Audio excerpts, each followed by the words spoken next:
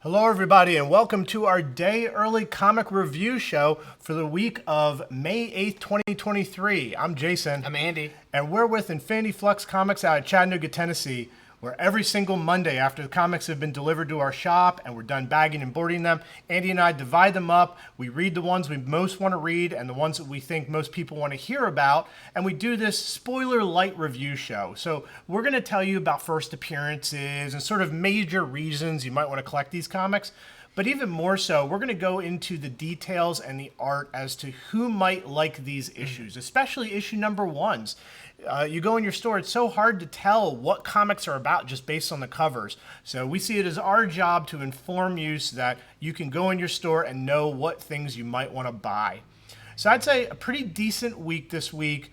There's, decent showing from DC for sure. But Marvel has a lot of good books out, and I actually have a few indie ones I'm really excited to talk about. Yeah, if it wasn't for the Spider-Man I have up here, it would be all number ones, which doesn't always happen. There's not always that many kind of featured number ones, but I think this is a good week for it. That is true. So, all right, what are you starting us out with? I am starting out with Green Lantern number 1. This is the Dawn of DC Green Lantern, written by Jeremy Adams, who we've really been enjoying his writing on The Flash. He'll be leaving that soon, but I'm glad to say that his take on Green Lantern, I'm already really excited for. So Jeremy Adams writes, Zeramanico does the art. You may know him from Flashpoint Beyond. He's done a lot of stuff recently. And this is great. With this and a lot of the Dawn of the DC, they've kind of been going back to basics. Over the weekend was Free Comic Book Day, and I had a few people who saw Dawn of DC, and they're like, oh, is this another reboot? It's like, no. It's almost more of like a refining. Like, let's take these characters back to what makes them great.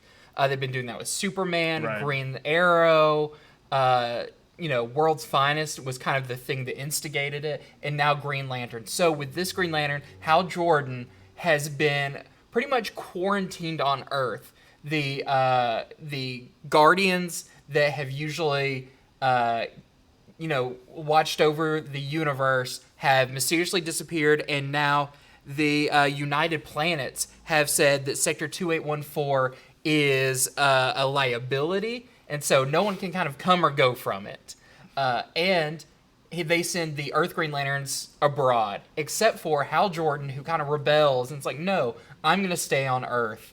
And as staying on Earth, of course, he loses his kind of powers of the ring and all of that, but don't think he'll be going through this whole issue without the ring's power. Now, that's kind of one of the mysteries this sets up. Also, is he the only kind of one of his characters that is on Earth? It's not really a spoiler, but Sinestro may be lurking on Earth as well.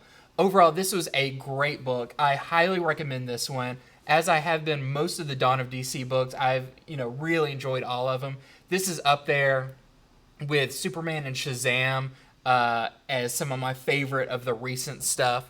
Now, this also has 2 backup stories. These are I'm interested in to where they're going to be going. First off, we have a John Stewart story. It's only like 2 pages long, but it basically shows John Stewart is on Earth as well. But without his rings, he's kind of catching up with family members that he's been away from and basically telling them, I'm here to stay for a while. The other one now takes place in what it says another time and another universe, where you find Guy Gardner, and they're not necessarily even Green Lanterns. They have an oath, but it's not the same thing. It's more of a mark they have on them as their power. And in that, we do get the first appearance of a new villain called the Revenant Queen. And in this story, it does say to be continued. So I'm very interested to see. I know we're getting a John Stewart book at some point. It hasn't really fully been announced yet. But we don't know much about this other Guy Gardner story and how that is going to tie into it. But I'm very excited to see where they're going with this. Once again, a great Dawn of DC book. I highly recommend everyone picking up. And if your store ordered enough, you can get a Green Lantern ring. I let the cat out of the bag earlier. I know. you ruined my surprise ending.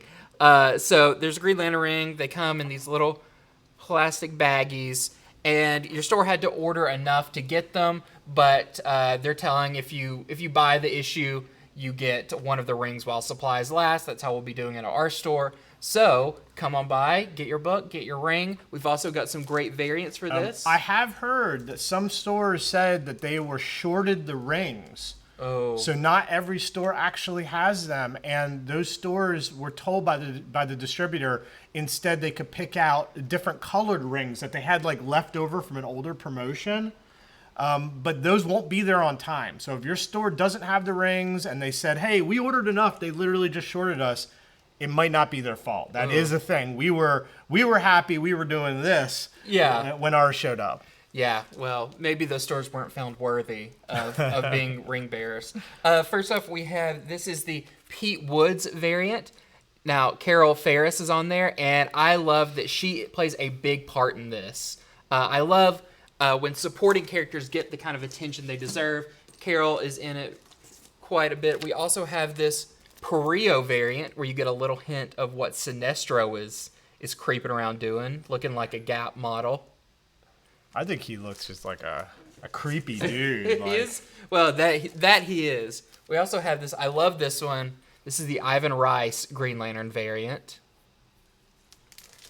And then we also have two incentives. We have this 1 in 25 Sampre variant that we are selling for $20. And we also have this 1 in 50 Cullen variant that we are selling for $25, where he's about to break the theme park.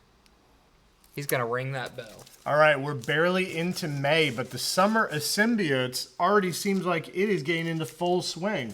So because of that, they have come out with Extreme Venomverse. This is going to be, what is it? I think this is a 5-issue miniseries that is going to have multiple stories in each one of different Venoms across the multiverse.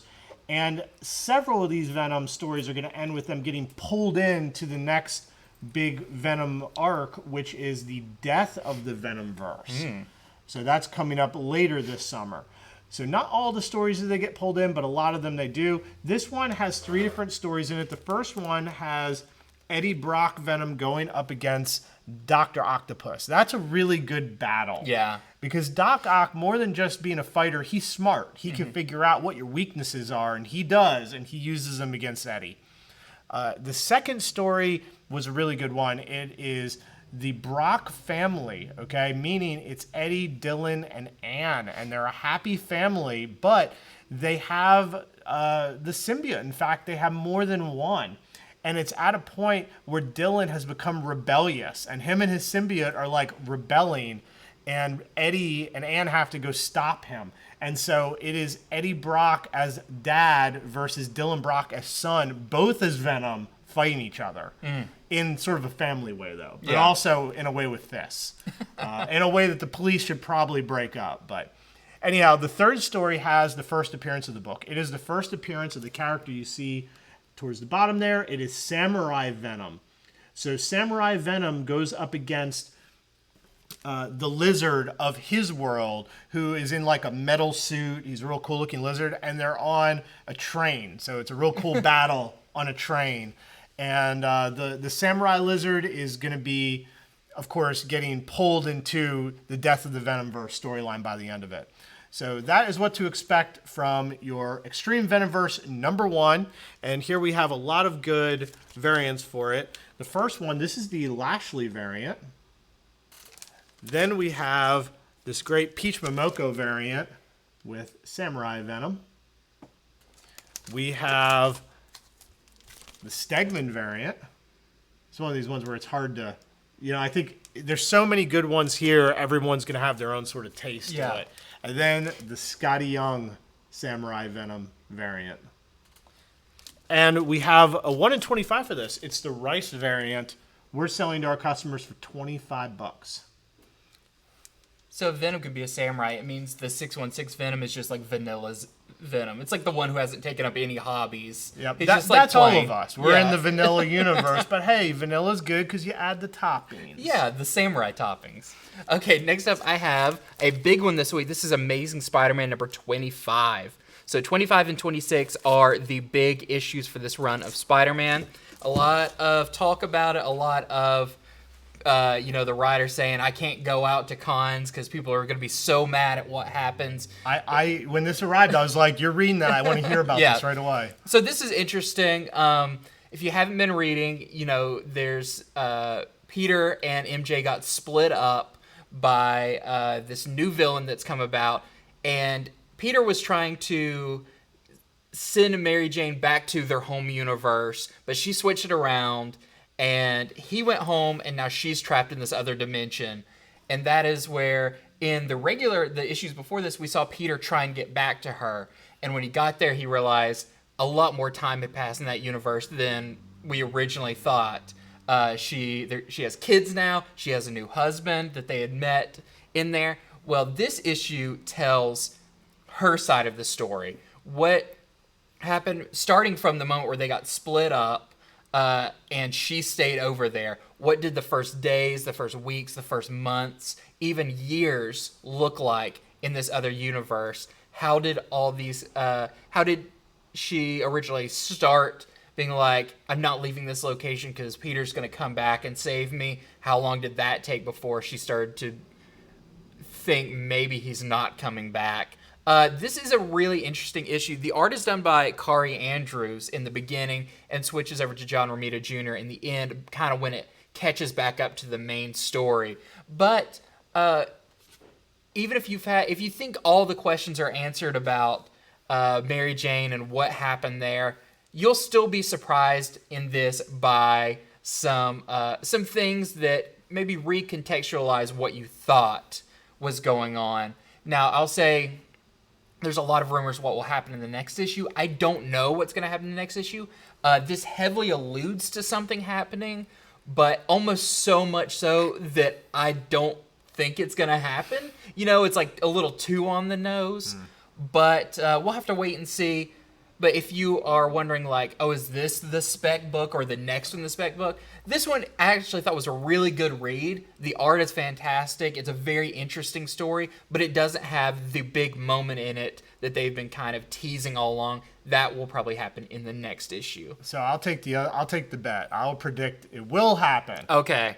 I think with as much as they're leaning into, Mary Jane's going to get it, that it probably won't happen and it might be someone else, but we'll just have to wait and find out. Somebody jumps in the way. Yeah. Right.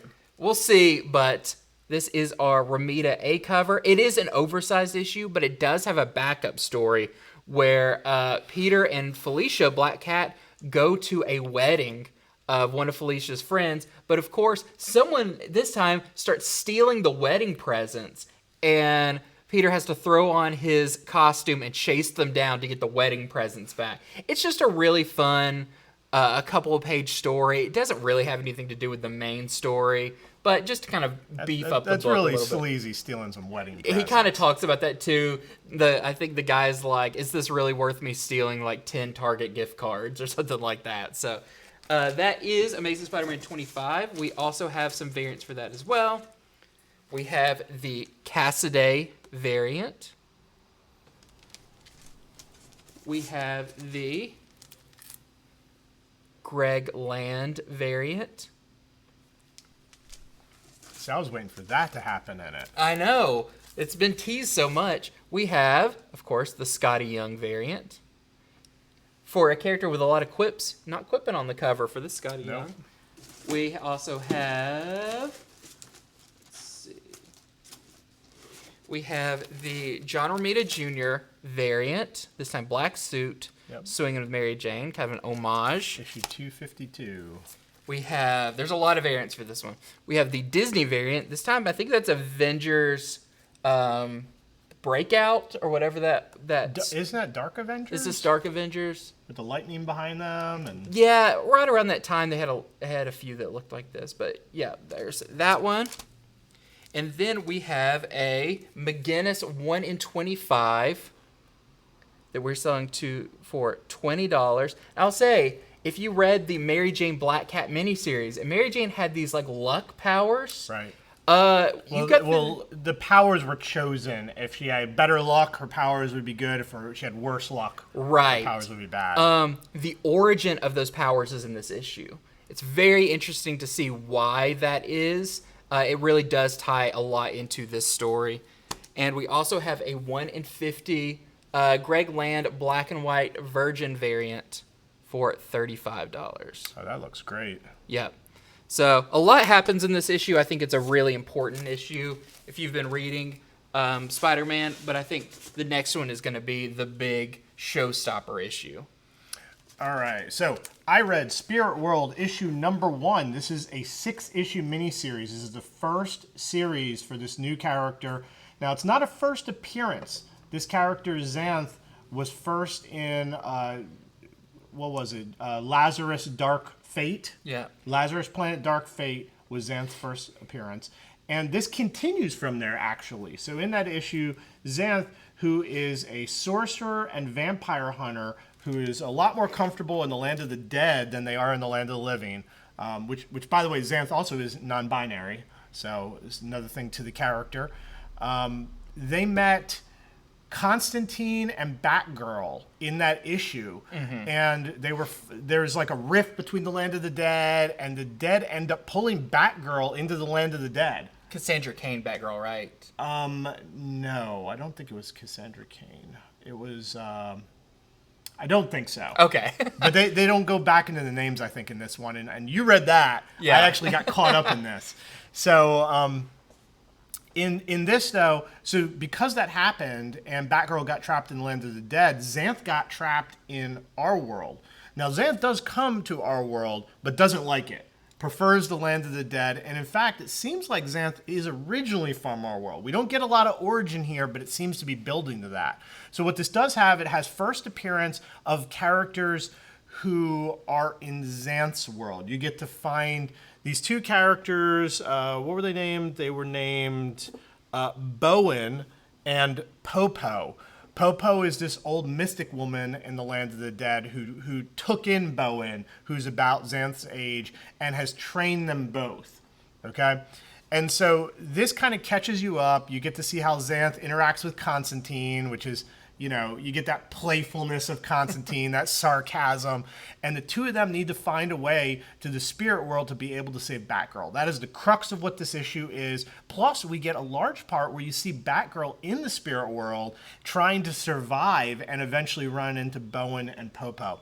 Now, I think one of the best parts of this was the art. I thought the art was really good. The art is done by Haining, who also did the cover here. So, a really good example of what kind of art you're in store for.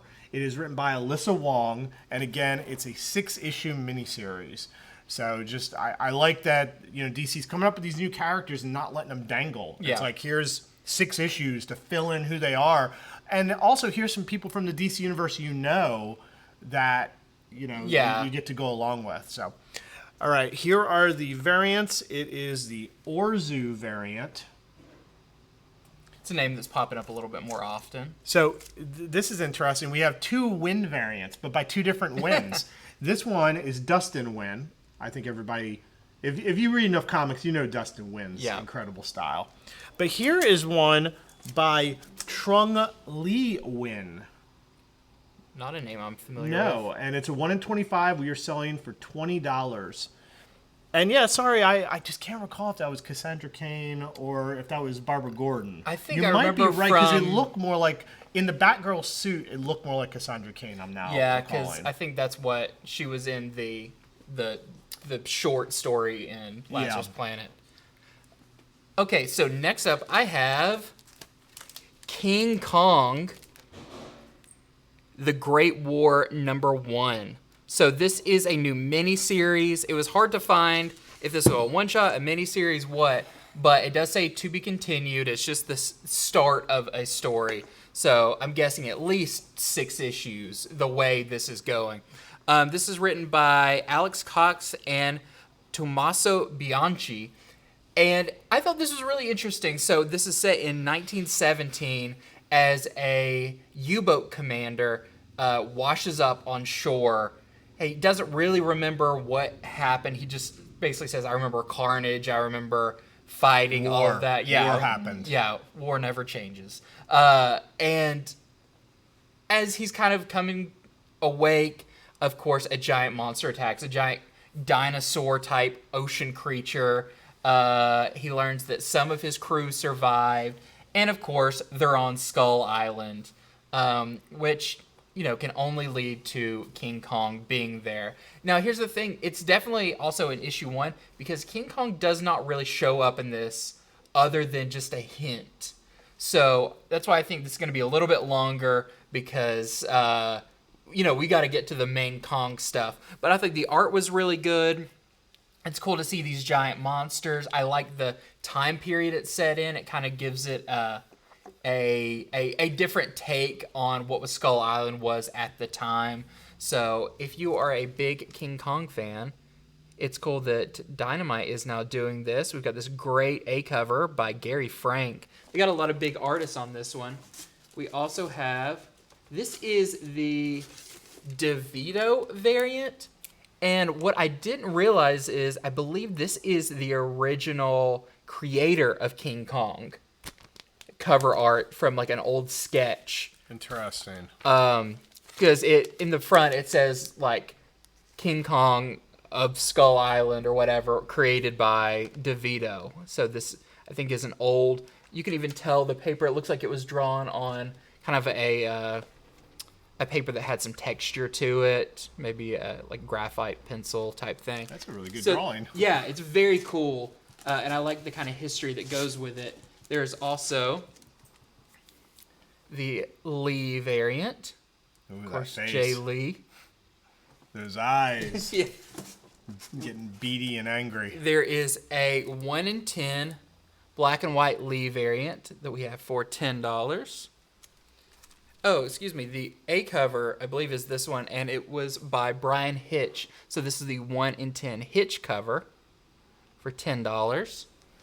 And then we have the 1 in 15 DeVito Virgin variant for $15, which I think is awesome. I know, now that I know the history of that's much more desirable. I want to research this more and see maybe some of the original concept art for King Kong. Okay, so took this out of the bag and board because I have to show some of the interiors. It is Something Epic, which, I mean, that is quite a promise to name your comic Something Epic. It is by Simon Kudransky, who does the art. He did the cover, he does the writing, and I already showed this on our quick show, but I need to show some of the pages here. It has to do with imagination and a boy who is able to see the imaginary world like it is our world and interact with it. So a lot of cool art, a lot of cool styles. Now the whole thing is not like this. This is also paneled as well. So don't think it's just going to be some art with words here and there. It has a story to it, but it is a major story that is unfolding. I just think really the selling point on this one is the art is fantastic.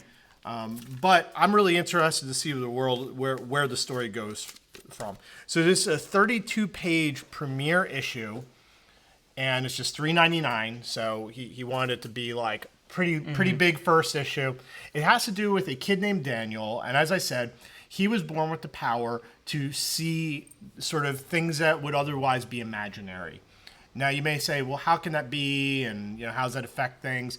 It goes into it a little bit as far as that everything in the world, if you break it down, if you ask a physicist, they're going to tell you, look, it's not just atoms, it goes beyond that. We're all particles. We're all particles that are arranged in certain ways. So even thoughts are particles. And in that way, the world of the imagination, thought itself, is as real as what we think it is.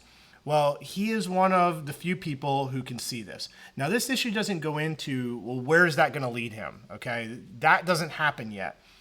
Some of it I have to derive from the solicitation, which is that he is not the only one, and that this is a power, and it's one he's going to have to harness to use to fight some real evil. But what I will say is the storytelling is great. The art is incredible. I'm looking forward to reading the second issue. I recommend it. You know, you have to question what are indie comics there for? They're not there just to have a superhero who can bash in skulls and you can see the brains because Marvel won't let you. Yeah. It's also there to tell stories you haven't seen before. Comics, to me, they're the most daring medium because they don't have to spend millions or even billions of dollars like Hollywood. And so it lets creators really think outside the box. It doesn't always work, but sometimes it works wonderfully. So if you're the sort of person that wants a really interesting indie tale, this might be it. The art, you're going to like. The story, it's really interesting. I need to see where it goes a little bit more, but it's not like disjointed or I didn't read it and go, oh, wow, this is so off kilter. I'm not sure. I don't follow. It did follow. But I still need to see a little bit more. So that's my short review on Something Epic. I hope you guys check it out. Like it was probably my favorite read of the week with the art and just how different it is. All of the variants are done by the creator. That's such a sad boy dressed as Mario. Kudransky. So it says D. That's our character, Daniel. Here is... I like that, you know, he's doing the homage covers, but he's saying, you know, this is the character. He sees this stuff. You know, this is part of the world he lives in. And then here is the other one. So these are all done by Kudransky. And that's it. Not like a power he can turn on and off. That's like a nonstop. That, at least not in this one. In this one, yeah, he has to kind of live through it, and these things just appear in front of him. Be kind of horrifying. Yep. And talk to him and interact with him. Oh. Okay, next up I have Batman the White Knight presents Generation Joker. So this is our next installment in the White Knight universe. This time focusing on the kids of Joker and Harley. So what's big about this is not written by Sean Murphy. It's kind of oversaw by Sean Murphy. This is written by Katana Collins, and the art is done by Mirka Andolfo. So whenever Mirka Andolfo does art, I'm on board. It's always beautiful. Some real talent. Some real talent. The coloring is amazing.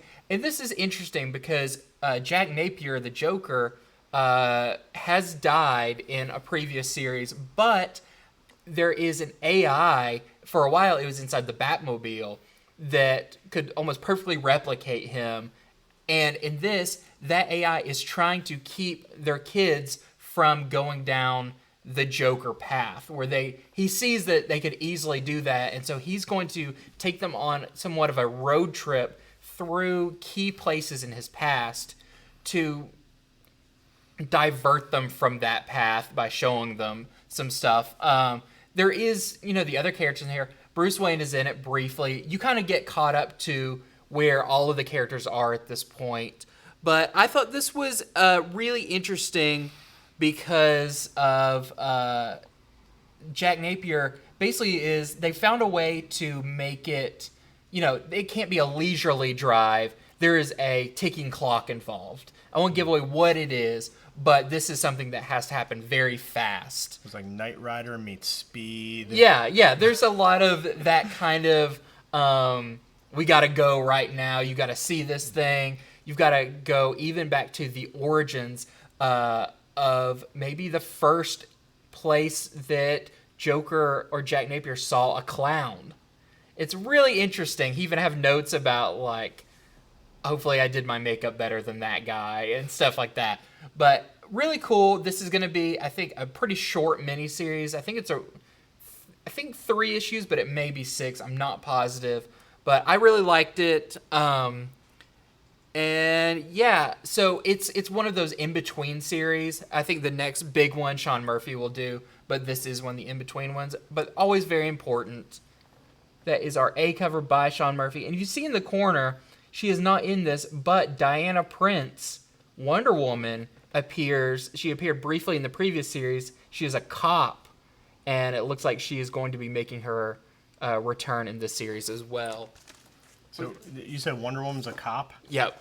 Like, you could just get rid of the rest of the police force. I know, really. She's the whole police force. So we also have a Mirka Andolfo cover, which is not too far off from what the interiors look like, just a little less, illustrative. And then we have this 1 in 25 Dan Mora variant. We're selling for $20. And that's his daughter that is definitely going down the dark path that the Joker has gone down.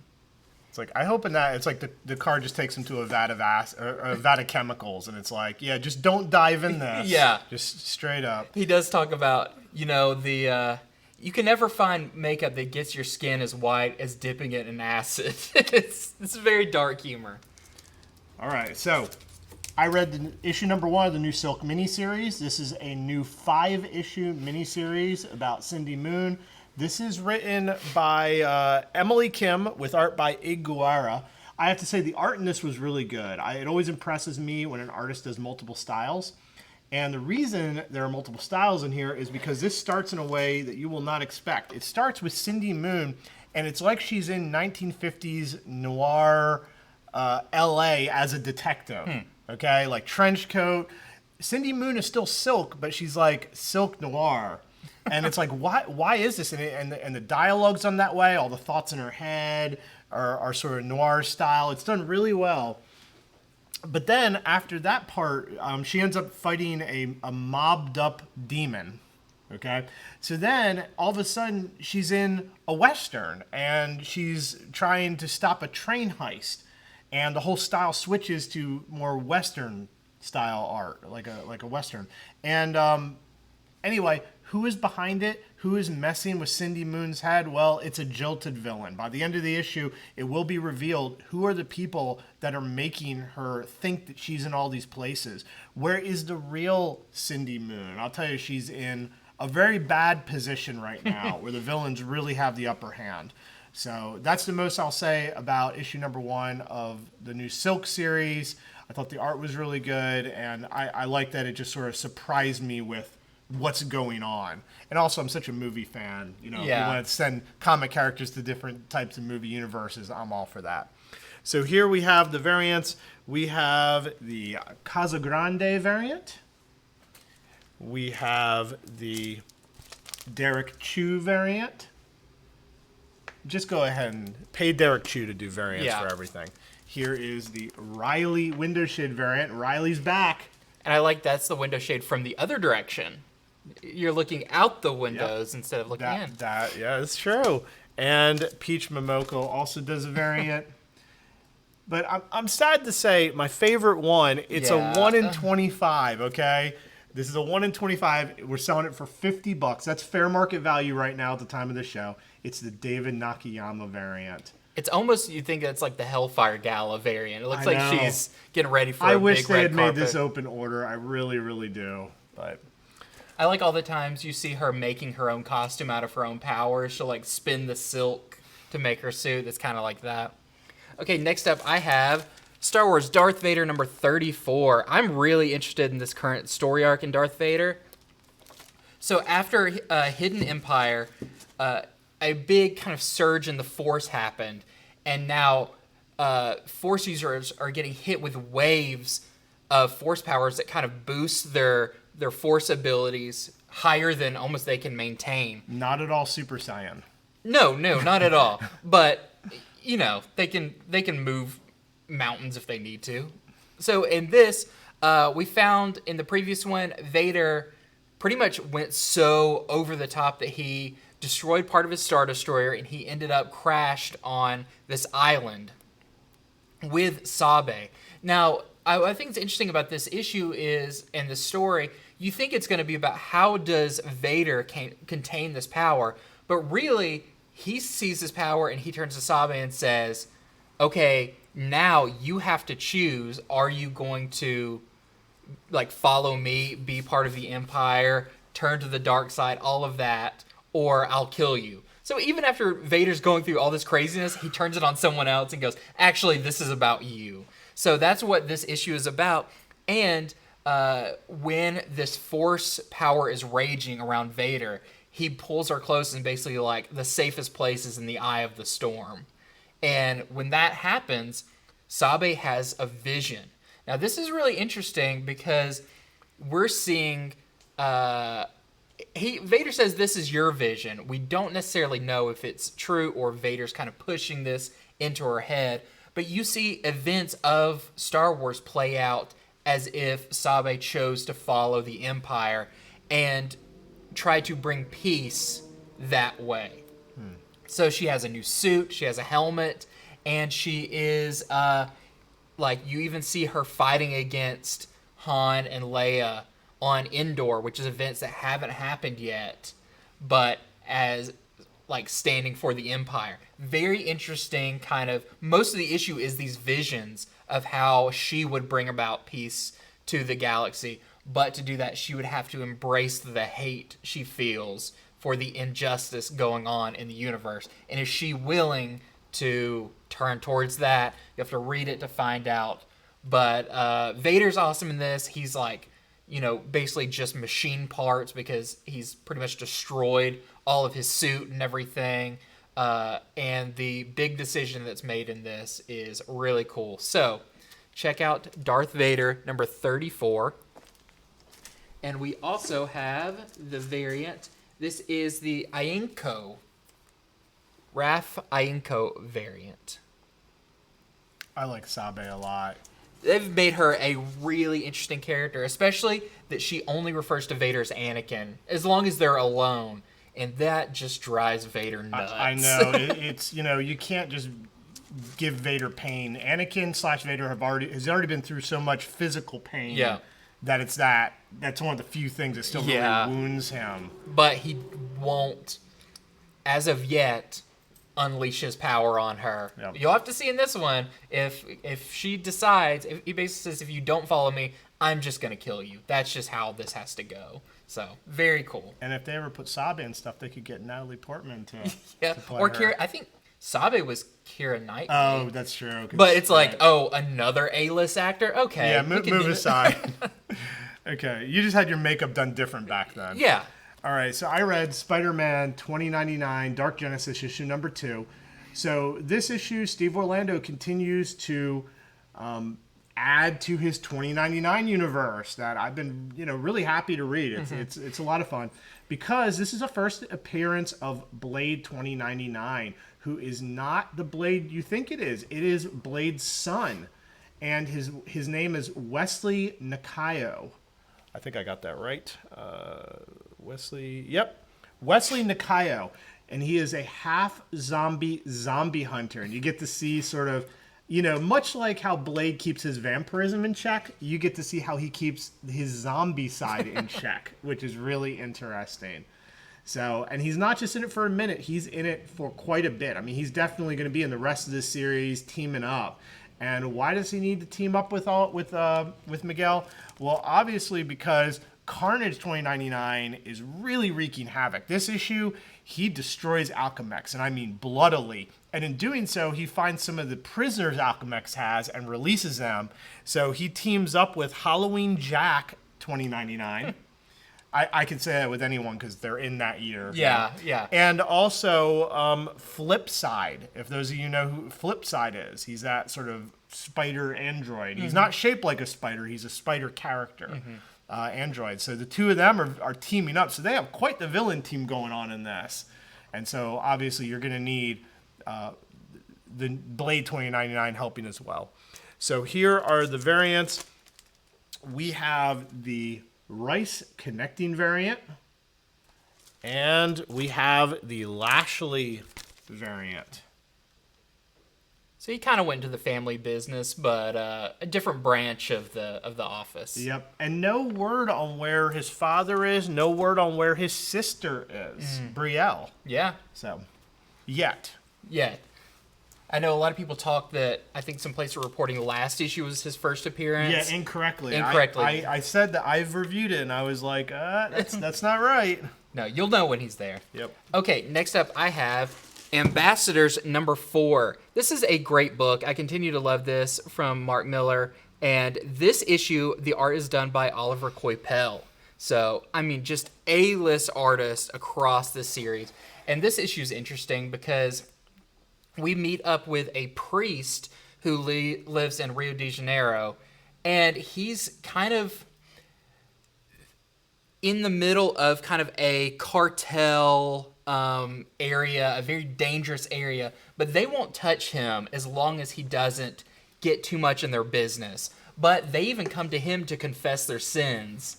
And he kind of tells them, like, I don't really think you're sorry for this stuff.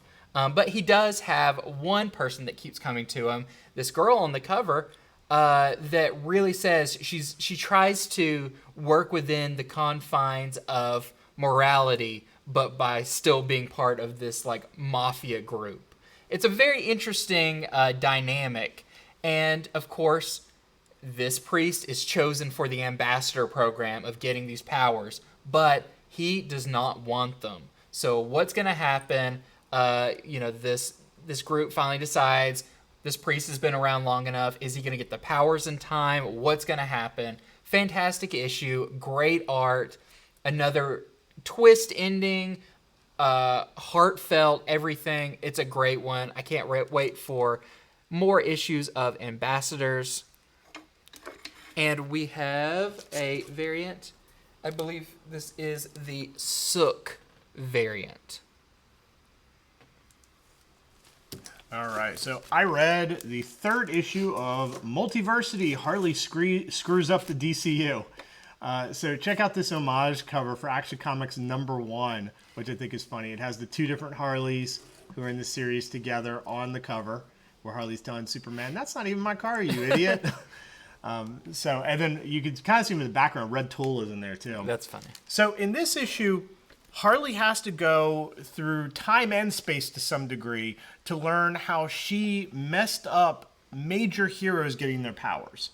And so we get to see how she previously messed up with Superman as a baby being sent off of Krypton. She messes this up, and so in essence, the planet blows up with him still there. So in essence, she got the baby blown up.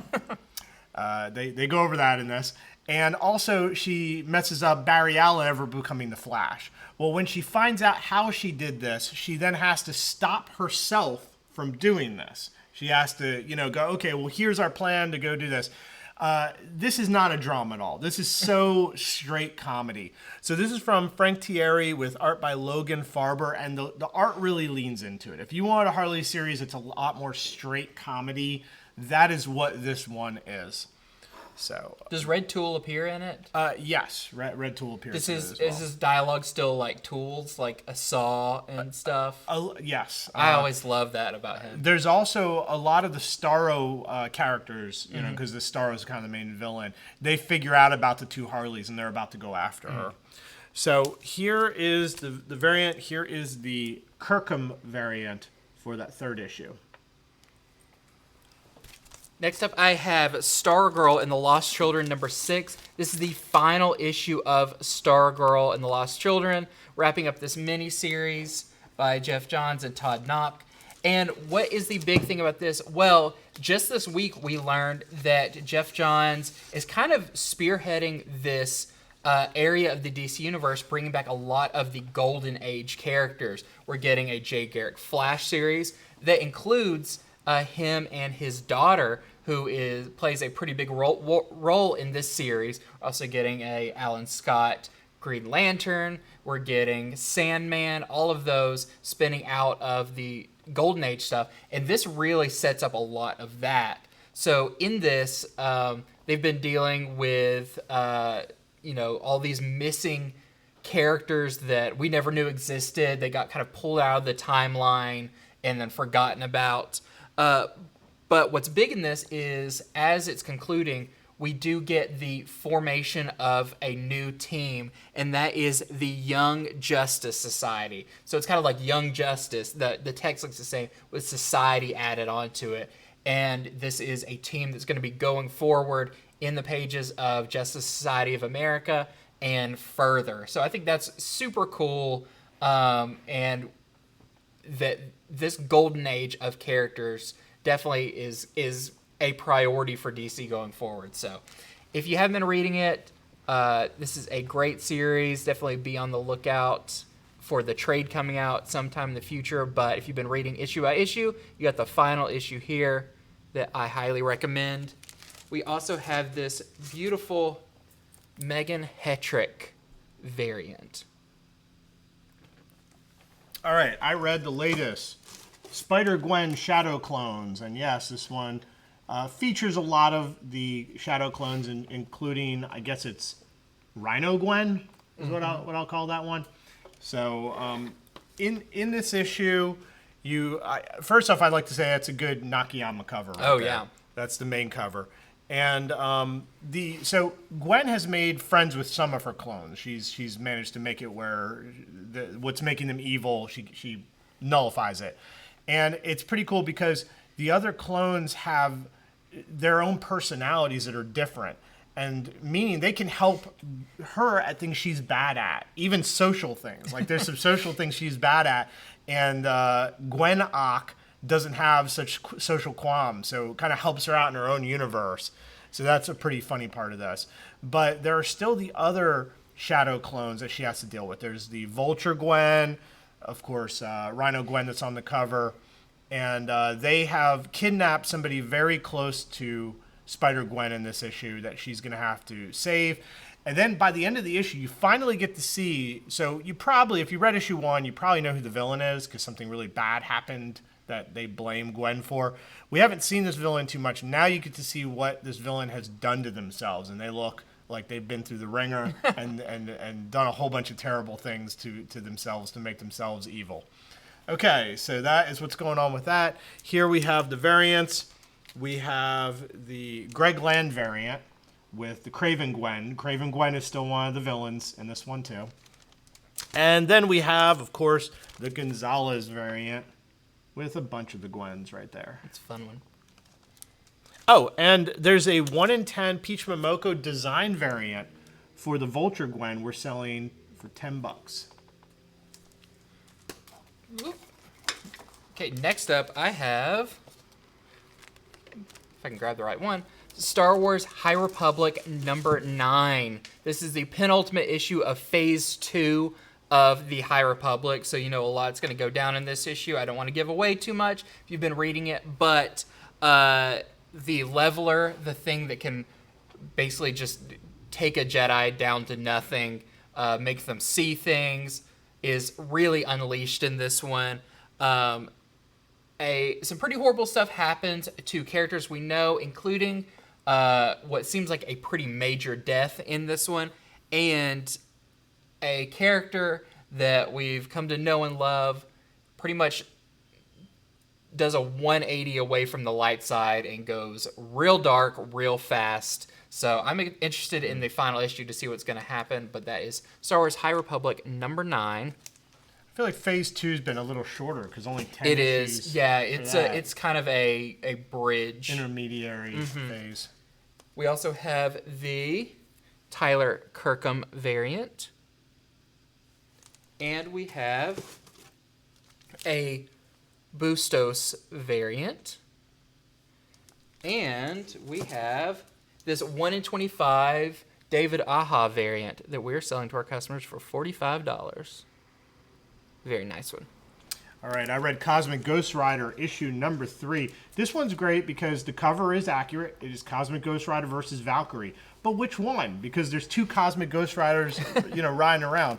Well, if you read last issue, you know where it ended up. So the Ghost Rider that we know, the Frank Castle Ghost Rider, he's busy fighting the bounty hunter. The Valkyrie showed up where the other one is. And the other Ghost Rider, who we were trying to figure out who they are exactly, how they're connected with Frank, that's the one that's been killing all the villains. This is sort of the Ghost Rider who is like, you know what, I'm done being lenient. I'm just going to go kill everyone I think is a villain. That's all there is to it. Well, Valkyrie and him have a great fight. And I'll tell you, Valkyrie is powerful. And Valkyrie has some powers that are actually pretty effective against a Ghost Rider. On top of that, Valkyrie has the power, and people forget about this, where she can see how close you are to death.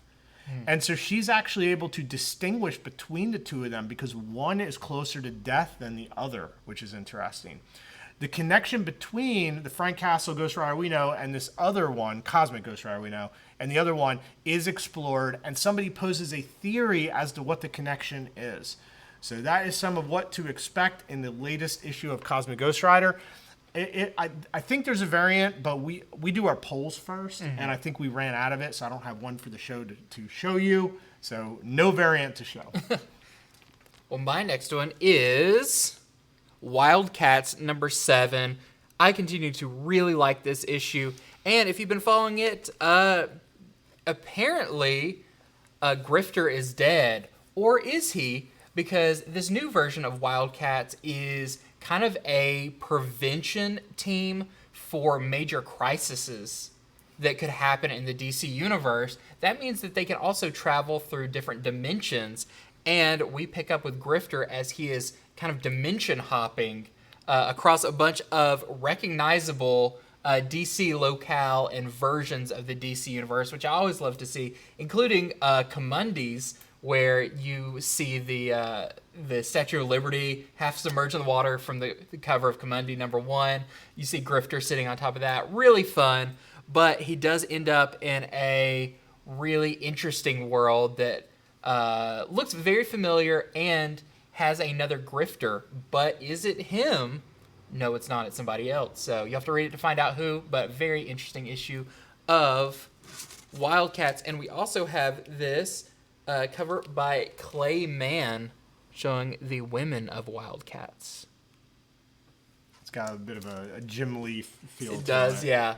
Classic image. Okay, so check this out. I read this issue. It is Ghostlore number 1. This is the newest 12-issue maxi series by Cullen Bunn, one of the masters of horror in comics, with art by Leo Max, who did Basket Full of Heads. Oh, yeah. Yeah, I really liked the art on that, and the art in this is great. So this is a good one for people to pick up who like horror, who like their stuff creepy, and who also like their stuff a little bit gory, just a little bit gory. So what it follows is we have our two main characters on the front. It is a preacher and his daughter. However, this starts out, it's not just two of them, it's their full family. They also have the mom, they have a younger brother. Well, a terrible accident. They're in a terrible automobile accident. And during this, they learn that they kind of gain powers. They become this thing, it's like they're called near dead, I think is what they're called. And it's where they can see the world of the dead. Well, during this experience, which becomes their lives, the beginning of this experience, some secrets come out that the son had, things that he did, a monster he ran into, just how the world already was a messed up, crazy place, and he can only now tell them now that he's joined the dead. And so now they can see the dead, they can talk to the dead, they know that there are other people out there that can do this, but they're bad people. A lot is packed into this first issue. The art is really good, it's creepy, it's scary, at parts it's gory. It's just a really strong first issue. Gives me the vibes of like Peter Jackson's Frighteners, when you have an accident, now you can see the dead type thing. Yeah. It definitely plays on that, but no comedy to this one at all. So I liked it. It was a strong first issue, and I think he really believes in it and that boomed us too to give it 12 issues. Yeah, to begin with. A maxi series. Yeah, in the land of miniseries that we're in now, like that's pretty impressive. So check this out. For incentives, here is the UV spot incentive. So under ultraviolet light or under black light disclose. I can see a little bit when you pulled it up, a little texture to that black. Yeah. Then here is... This one is disturbing. Here is the hurt variant. It does look very hurt. Yep. The skin coming off and organs just going out. There's a virgin 1 in 10 of that for $10. And then there is also a 1 per store virgin variant of the Leo Max cover. We're also selling for $10. And my last one for today is Superman Lost number 3. So this continues the story where Superman was gone. It felt like for not that long, but actually he was gone for years. I believe 20 years in his time. This continues the thing where you see a little bit of like right now and then part of his journey trying to get back home.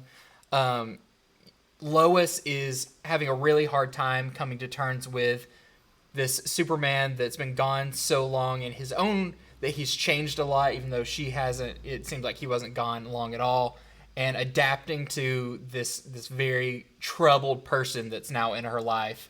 It's affecting her work at the Daily Planet, writing, all of that. And in the story where we see Superman working his way back home, he's got his new suit that helps him stay alive, that kind of absorbs sunlight and everything. But what I think is really fun about this issue, if you are a longtime DC fan, you may know about the space dolphins, that Lobo became like the priest of the space dolphins and stuff. You see Superman experience space dolphins in the wild and how he travels with them. Just really cool kind of nod to the whole of DC space and history and all of that. Superman even makes a note about, I remember Lobo talking about space dolphins. Just really cool. I like, this is a very interesting series. I don't think I've ever read anything quite like this, of this kind of odyssey journey of Superman trying to get back home, and the people he runs into and the things he runs into on the way back is really cool. We also have this really nice Lee Weeks variant, the very disheveled Clark Kent. All right, the last one I'm going to go over, it is Captain Marvel number 49. I thought I would check back in on this series. It's been a minute since I've reviewed it. And so issue 50, next issue, is the final issue of Kelly Thompson's done all of these. Mm-hmm. So 50 issue run. So this is the final part of Revenge of the Brood. If you read last issue, Binary was wounded away. It looked like Binary was dead. And what I will say is this issue confirms it. Binary was killed. Mm. So we have I don't know if this is the death issue. It was like it happened in the last one, but in this one, it's like, nope, they are dead. Yeah. So anyhow, Carol goes supernova on the Brood Queen. The XMen show up. There's a huge battle with the Brood. It's very, very cool. And it ends in sort of a somber burial. So really, really a capstone on, this arc. And it leaves me to wonder what's going to happen in issue 50. I think it's just going to be kind of a retrospective wrap-up of the whole thing, because the Brood situation is at an end. Now, really, a lot of this is how do they talk Carol down, because she becomes like a living bomb, and it's solved in a pretty creative way. So with the help of friends, of course. So here is the variant. This is the Romy Jones Spider-Verse variant. And that is it. So Andy and I have gone over 20 of the comics coming out this week. We've shown the variants. We have shown the incentives. But that's not all that's coming out this week. There's even more. More. Yeah, we always go over those at the very end. So other comics coming out this week include Daredevil issue number 11. We also have Ghost Rider number 14. 2 different Iron Man books in 1 week. I Am Iron Man number 3 and Invincible Iron Man number 6 are both out this week. We have Miracle Man the Silver Age at number 5. Rogan Gambit issue number 3. Wolverine number 33. X-Men Red number 11. Batman and Scooby-Doo Mysteries number 8.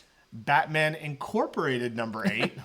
Batman The Adventures Continues Season 3 number 5. That's how you can tell we do this just by publisher and alphabetical. We hit the Batman block. Yeah. Danger Street issue number 6 is out this week. That's the one that has that great cereal cover with Darkseid. It does, cereal. The cereal cover. Oh, I should have brought that on the show. We also have Gotham Academy. Maps of Mystery one-shot that collects all the stories of Maps in one, not the entire Gotham Academy series, but her recent little one-shots and backup stories. Yep. Sandman Universe Nightmare Country, The Glass House, number 2. Try saying that 20 times fast. Clear, number 3. I'll be reading that later. That series is awesome. Yep. Disney Villain Scar, issue number 2 drops this week. We have Frank Frazetta's Death Dealer, number 12. Great British Bump Off, number 2 is out this week. We have Junkyard Joe, number 6. Nemesis Reloaded, number 5. Noctera, number 14. Another one. I came this close. There's so many. A lot I wanted to read. Phantom Road number 3. We also have a big one, Saga number 64. Yep. Spawn 341. And Star Trek Defiant number 3. Okay, so I think that is the majority of comics that are out this week, which is a lot of why we do the show. So thank you for watching. And please visit our website at infinityflux.net. We have all these comics up there available for sale. Thank you to everybody who has made a purchase. You can also sign up for free to subscribe to comics with us. We're very good at bagging and boarding them and shipping them. We got a great shipping department who's very careful with their stuff. You could also just buy just individual issues. You could just pick out whatever covers you want. It's an awesome website we've been working towards for years, and we have it now. That's at infinityflux.net. And thank you to all of our new subscribers that subscribed around Free Comic Book Day this last week. Hopefully you're enjoying it. We'll be along for the ride for all future videos, but thanks for coming out. Yep. All right. So that is it for this week. We'll be back next time. If you're watching on YouTube, hit the subscribe button so you don't miss any of our many shows. We will see you.